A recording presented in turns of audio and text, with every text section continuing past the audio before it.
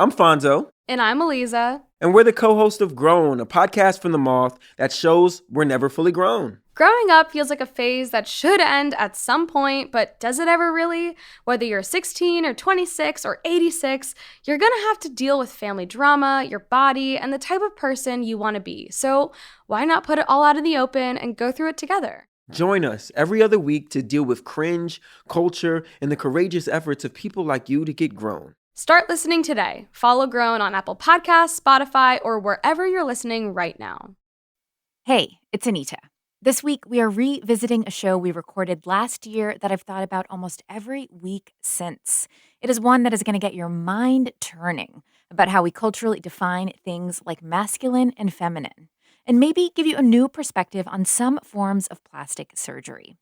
Enjoy the show, and we will be back next week with a conversation about protecting your health information in a post-Roe world.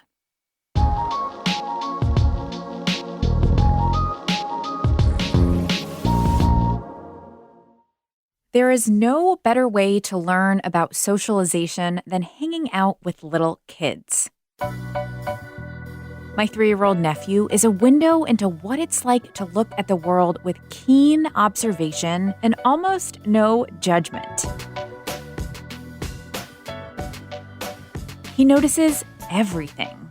A change in my nail color, longer armpit hair, a large mole on my leg. These observations, so far, are neutral. As he grows and experiences more, he'll start to absorb messages about what it means to have armpit hair, and why bright pink nail polish on his nails may not be read the same way as on mine. While we all do the cultural work of shifting our rigid definitions of gender and what it means to look like a man or a woman, trans folks are experiencing the lived realities of being in bodies that are read constantly by other people. Whether they look more masculine or feminine shapes if they're called sir or ma'am, misgendered, or mistreated. Not every trans person wants or needs surgery to transition, but for some trans women, aligning external appearance with internal vision means pursuing a type of surgery that makes their faces reflect who they are. This is Embodied, our show about sex, relationships, and your health. I'm Anita Rao. Facial feminization surgery is a set of procedures that reshape the face to have a more feminine appearance. It can include tweaks to the forehead, scalp, brow, cheeks, jaw, and Adam's apple, among other things.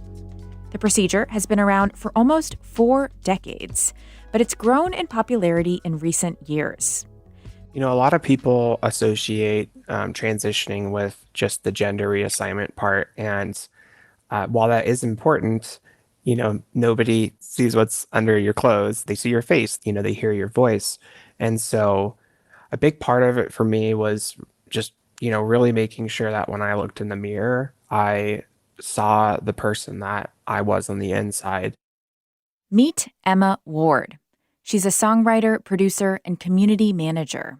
She got her facial feminization surgery in February of this year, after a lot of thinking and preparing. Essentially, after I, you know, pretty much committed finally to go through with the transition, I went into like research mode, and I spent hundreds of hours, you know, looking up procedures and just like the timeline for, you know, how hormones affect the body. And in that research, facial feminization was definitely one of the areas that continued to pop up. And so, you know, from there, I was, you know, really looking for what surgeons kind of, you know, feel right to me. What are my options available to me in my area, and started really making a roadmap for how to accomplish that goal. Facial feminization was one of the, you know, the many things on the list that I had to plan for, quite possibly the biggest and most expensive one. So definitely a lot of thought went into it in that planning stage. One part of that planning stage was finding the right surgeon, someone who is experienced with this complicated set of bone and soft tissue procedures, and also someone who would affirm Emma's experience and walk her through the process of feminizing her face. She ended up finding a surgeon relatively close to where she lives out west and stayed with him when he moved his practice to North Carolina. The analogy he used that really stuck with me is to think about it as percentages. Hmm. Every person has a combination of what we would say were masculine and feminine features. And so, the goal is to adjust enough of those to tip the balance so that the majority of those features show up as feminine. And when you do that, our brains are really good when we meet each other at, subconsciously kind of assessing what we're looking at and assigning that label, whether it's male or female, to it. And so by tipping that balance more into the female, there's this subconscious recognition that, you get from yourself, but also others get for you as well. That's so interesting. Did that then shape kind of how you talked with the surgeon about what your desires were and change kind of what you wanted to tweak and change in your face? How did the conversation go from there? Yeah, it sort of gave me a toolkit to navigate the conversation. My focus going into it was, I still wanted to look like me. I didn't want to walk out looking like a completely different person. And, I think looking at how plastic surgery worked even 20 years ago, the outcomes were wildly different than they are now. And I think there's been kind of an evolution of how surgeons approach these kinds of procedures to make sure that everybody walks out looking natural and they don't look like they were molded in clay or anything. So, uh, Totally. so really, and he was very focused on that. I think that was a big part of the reason why I chose to work with him was because he didn't want to do things that maybe I wanted but wouldn't actually work with, my features. And so he was all about, you want to consider how to make your face look as natural as possible. Another big consideration for Emma: cost. Facial feminization surgeries are typically classified as cosmetic procedures instead of medically necessary ones, which means they're often excluded from insurance coverage. Some people turn to crowdfunding to raise the $20,000 or more to get their surgeries. Others just can't consider it as an option. For Emma, getting insurance to pay took a lot of legwork. It is an incredibly expensive procedure. And, I knew from the get-go and when doing my research that I would not be able to afford it out of pocket myself. So I really kind of shifted my focus to trying to make a change in the benefits that my company offered. And so, I did a lot of research and I started looking into other companies that had, in the last few years, included that in their insurance offering and, how did they go about that? And, what were the kinds of changes in the premiums that people were paying? And I was actually very surprised that, for some of the larger companies, there was actually no change in the costs. And I think a big part of that is, trans people are a pretty small percentage of the total population. And out of that percentage, not everybody is going to get these kinds of procedures. So when you zoom out and you really look at it at scale, the amount that insurance companies would have to pay out for this is pretty negligible. And so I think a lot of those companies were successful in adding it and just folding it into their current plan. So from there, I really started connecting with my, benefits leaders at my company and advocating for us to be more inclusive for the trans community. So I shared all of that research and, there was definitely some pushback and it ultimately took upwards of 2 years to make the change happen. But thankfully, I worked for a pretty progressive company and, they were very great about hearing me out. And ultimately, we had the right conversation finally, and they committed to making the changes. And a couple months later, we updated our plan with that additional coverage. That's really incredible. And smart of you to, talk about the bottom line, which is, I feel like, what can really motivate folks to change policies at times. So, I mean, what lessons did you learn through that process that you feel like other folks could take away from in terms of kind of getting companies to understand and take their healthcare needs seriously, even if they're not in the majority of what the healthcare needs are for that population? Sure. Yeah. I think the fact that, the percentage of people that would be utilizing such procedures is a big part of that. I think when you start talking about, the kinds of things that facial feminization includes, like rhinoplasty and, just the lot of them, um, people assume that that's like a cosmetic thing and it's not needed. So it gets really complicated because the question comes up of, well, if we offer that for you, how are we going to deny somebody else who's maybe cisgendered who wants the same things? And so helping them kind of see how it's not a cosmetic procedure, it's actually very important for your identity and how you see yourself. And, there's a whole mental health aspect to it with dysphoria and how much that really how big of a burden that is to carry around. And so that was kind of the first half of it. And then I think really the other main thing I learned was just a lot about how insurance companies work. And they're, by default, going to deny as much as they can. Anything that's in the gray area that is not written in black and white, they're by default going to deny coverage for that. And what I found was that, over 90% of cases that were denied can be successfully approved through an appeal process. It's not something that many people are aware of, but I think that is a powerful tool to have for anybody advocating for real change. After all that logistical prep to get the surgery paid for and getting ready emotionally for an intense surgery to move muscles and shave down bone, what Emma felt at the end was peace. Before I got the procedure, everybody has good days or bad days. I think for me, there was a really long period of time where I couldn't even look at myself in the mirror, just seeing the reflection not match up with how I felt on the inside was physically painful.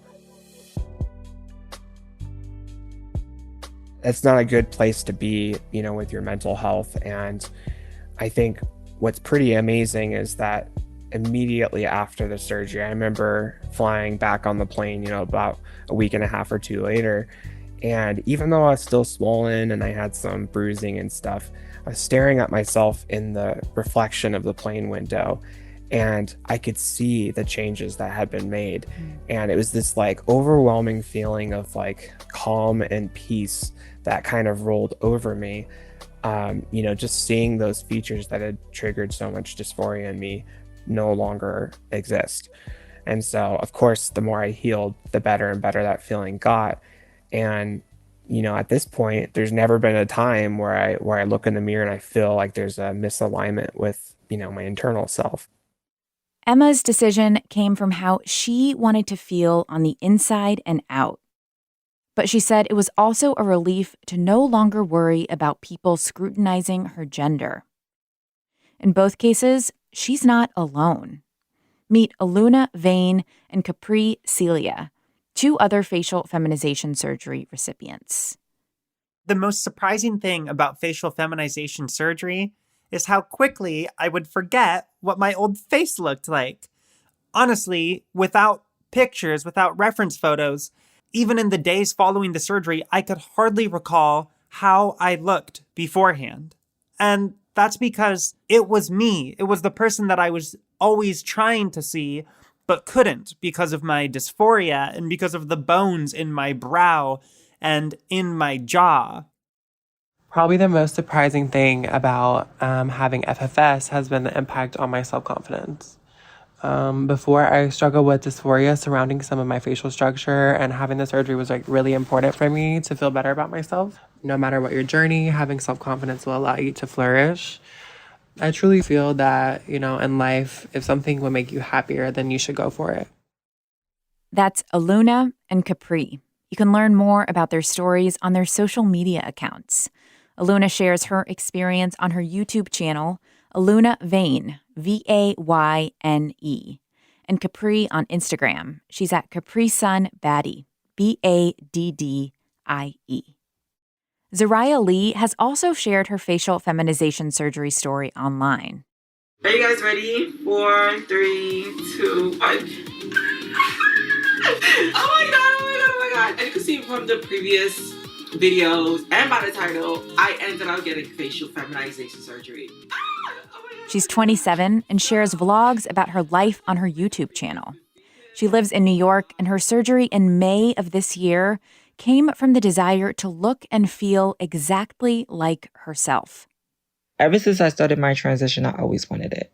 I always wanted more of a feminine face. Even though my face wasn't super masculine, I just know that I needed to tweak certain things because, the female bone structure and a male bone structure is completely different. And so therefore, I just wanted to knock out everything just so that once I get older, I won't have to go through the process. And currently, I'm in love with my face.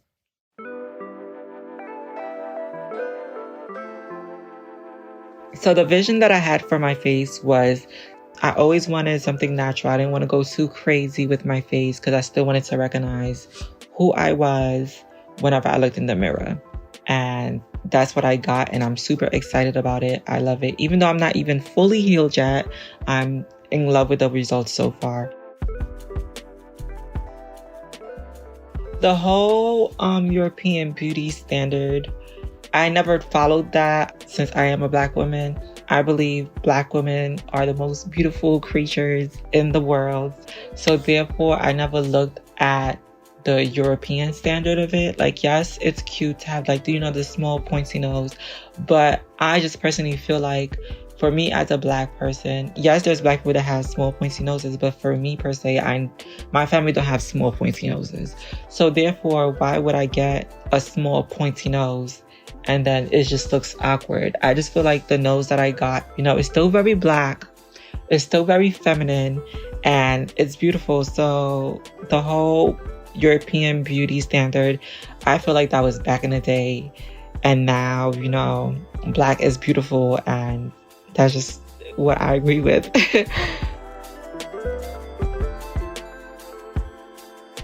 My facial feminization definitely gave me more confidence.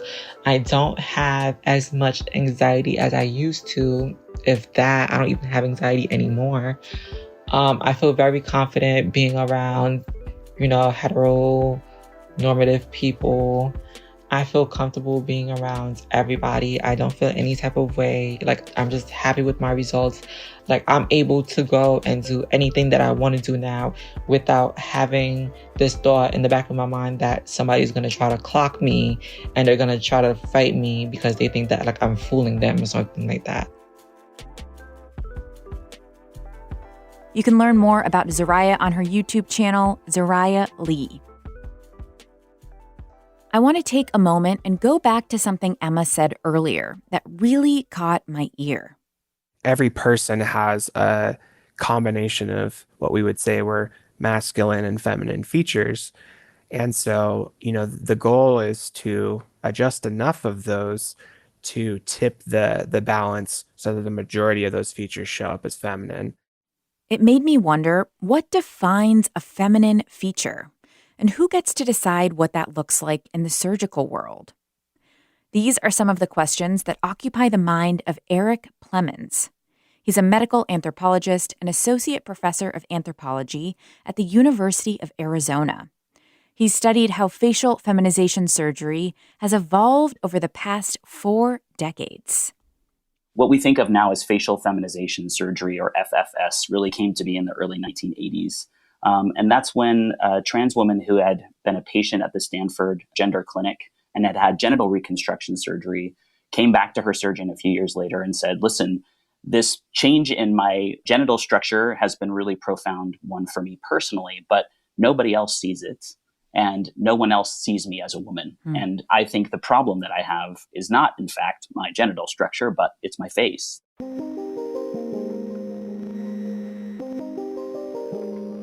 And her surgeon was a plastic surgeon and had no idea how to answer this question, but he knew somebody who he thought might, who was a craniomaxillofacial surgeon. So those are folks who work on the structure of the skull and jaw. And this craniomaxillofacial surgeon's name was Douglas Osterhout.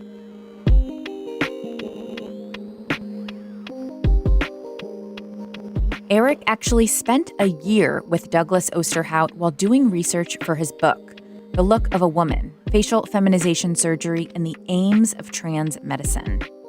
He learned that Osterhout found the proposition of creating a gendered skull for surgical reference fascinating and challenging.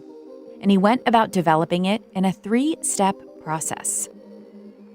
The first one was he looked at the way that physical anthropologists from the early 20th century found sites of sexual difference. So you could think now about how archaeologists or forensic anthropologists might look at a skull and decide to assign a sex to that skull.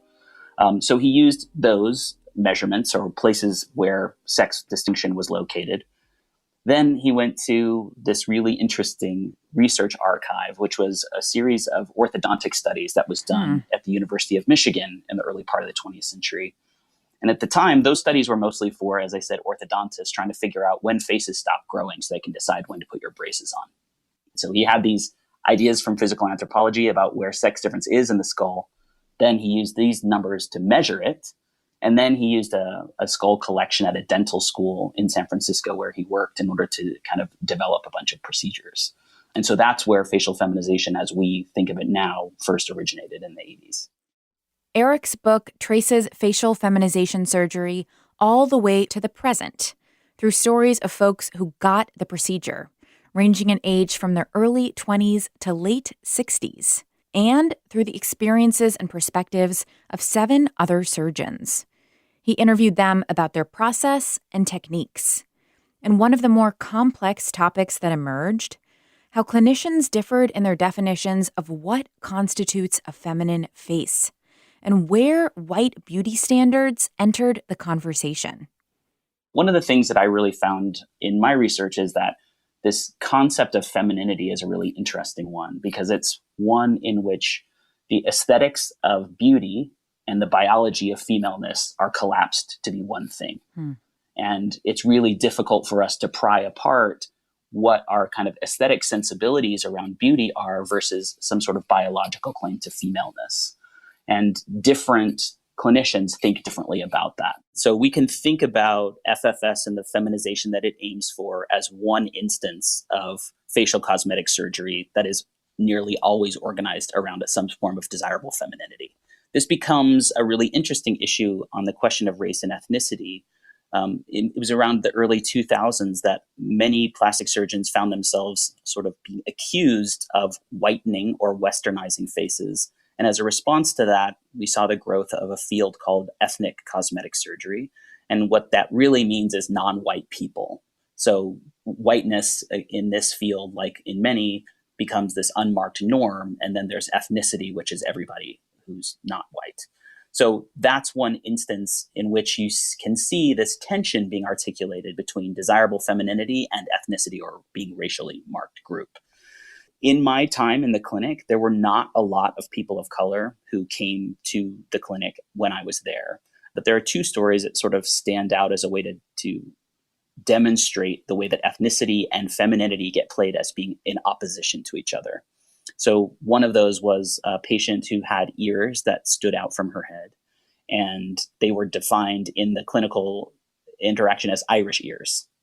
And even though there's nothing about ears in facial feminization surgery, it was decided by the surgeon and agreed to by the patient that in order to feminize her face, he would change her Irish ears. So in that exchange, Irishness and femininity are put at odds. And then in the other case, there was a patient who had what the surgeon called a Greek nose. And he explained to the patient in the interaction that as part of the feminization procedure, she would be losing her Greek nose. So there, what ends up happening is we have this sense that there is a sort of an unmarked white feminine form underneath all of this ethnicity that can be taken away to reveal it. Whereas bodies don't exist in that way. There is no body that exists that is purely feminine without age or race or ethnicity or health. But we tend to try to compartmentalize these characteristics and treat them as though you can speak about them that way, that there's such a thing as femininity that doesn't have a form. These reflections on femininity, race, and ethnicity in the operating room are just one layer of the facial feminization conversation. Another that's been addressed by trans activists like Laverne Cox, how the surgery might further a gender binary. A lot of the critiques that I heard were from other trans women who are opting not to have it. And so, as you say, one of the criticisms was that FFS is a technology that narrows the possible forms of being a woman so that those people whose bodies do not conform to that norm become even more suspicious.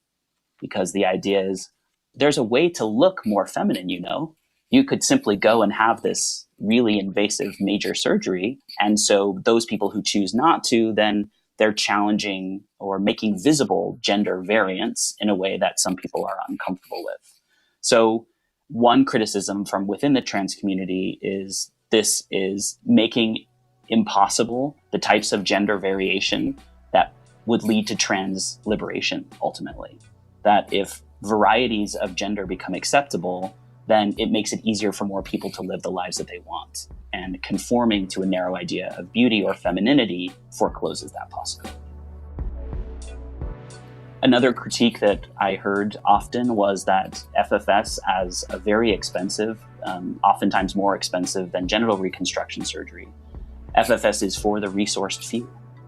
And it therefore leaves out those bodies that are already marked as suspicious bodies, those women of color, poor women, women who are sex workers, folks who don't have opportunity to access these technologies are left even further behind as a result of it.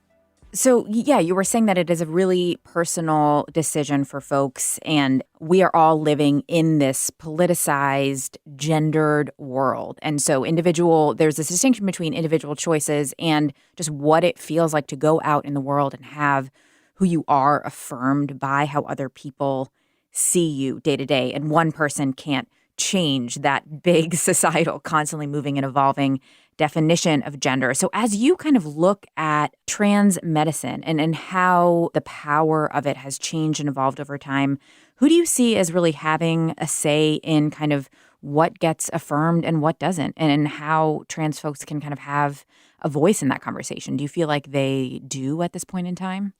I think absolutely. One of the things that's been true about trans medicine from the very beginning is that it's largely been driven by patient requests, demands, and desires.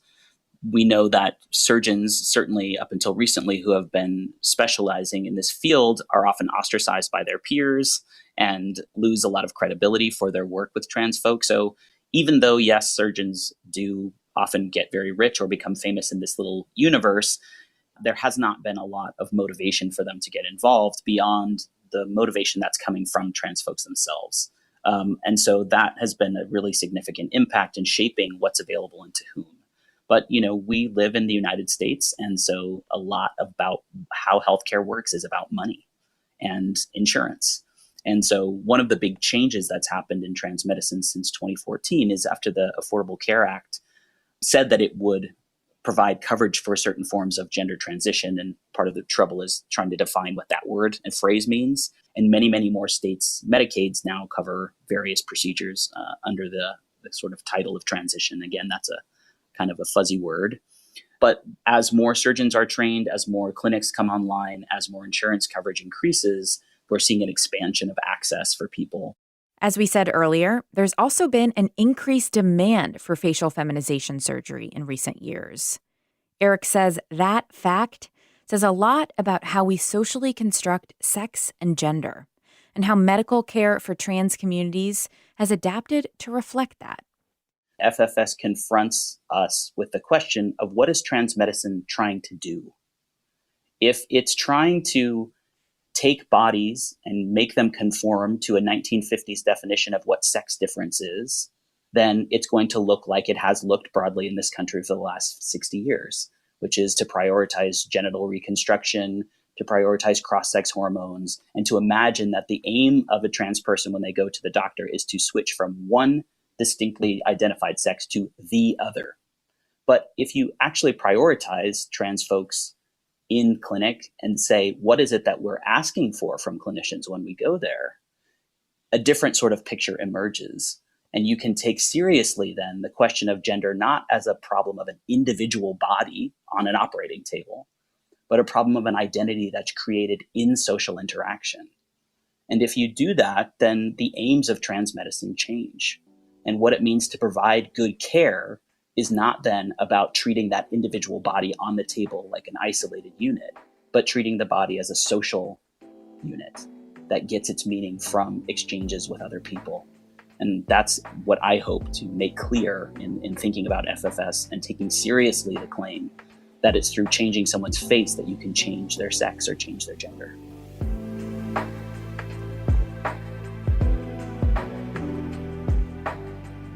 It's easy, especially when you're first transitioning, to fall into these traps that, are created, or these expectations that are created from honestly what men, view women and how they should be.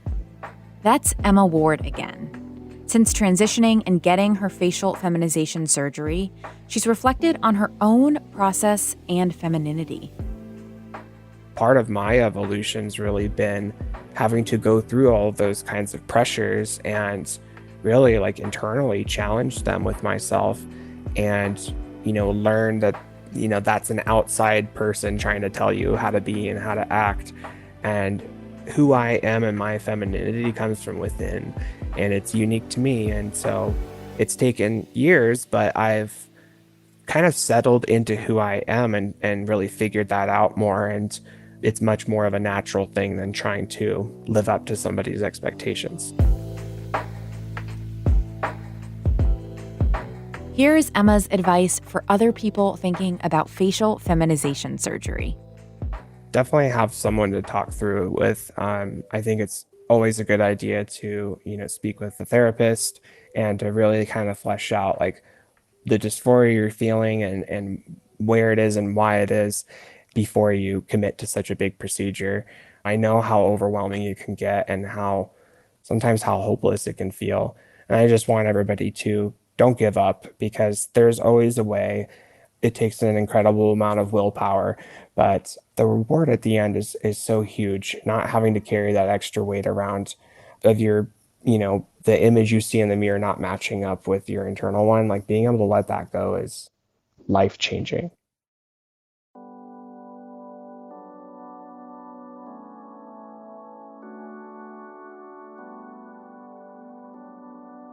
What goes into facial feminization surgery can look different for every body.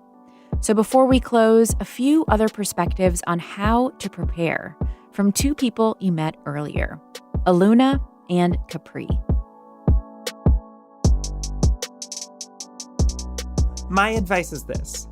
First, take lots of pictures. And secondly, give yourself time, because you are going to be swollen like a pufferfish when the surgery is first completed, and your face will change over the coming weeks and months and years. Give yourself time to relax and enjoy the process. Number 1, do your research. Number 2, know your aesthetic goals for yourself as an individual. That's really important, because you don't want to go into it expecting to be someone else. You gotta embrace who you are and your features that make you beautiful. And also, I would say to love yourself along the way. That's really important to not forget that.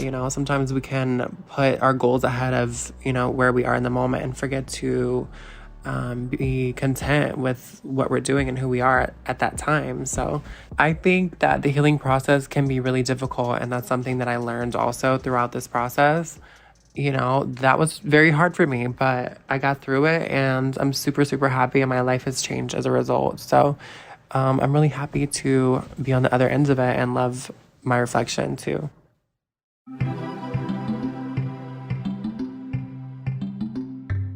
Embodied is a production of North Carolina Public Radio WUNC, a listener-supported station. If you want to lend your support to this podcast and WUNC's other shows on demand, consider a contribution at WUNC.org now. Incredible storytelling like you hear on Embodied is only possible because of listeners like you. Kaya Finlay produced this show with help from our intern, Anthony Howard. Amanda Magnus is our editor, Jenny Lawson is our sound engineer, and Quilla wrote our theme music. This show is supported by Weaver Street Market, a worker and consumer-owned cooperative selling organic and local food at 4 Triangle locations in North Carolina. Now featuring online shopping with next-day pickup. weaverstreetmarket.coop. And as you know, your voices are an integral part of our shows. We love hearing from you, and we want to include your stories. We're working on a show right now about rest. When and how do you get your best rest? Would you change anything in your life to get more? Email us, embodied@wunc.org. Also, follow us on Instagram or Twitter to get a preview of the week's topic and see what we want to hear from you. We're at embodiedwunc. I'm Anita Rao, taking on the taboo with you.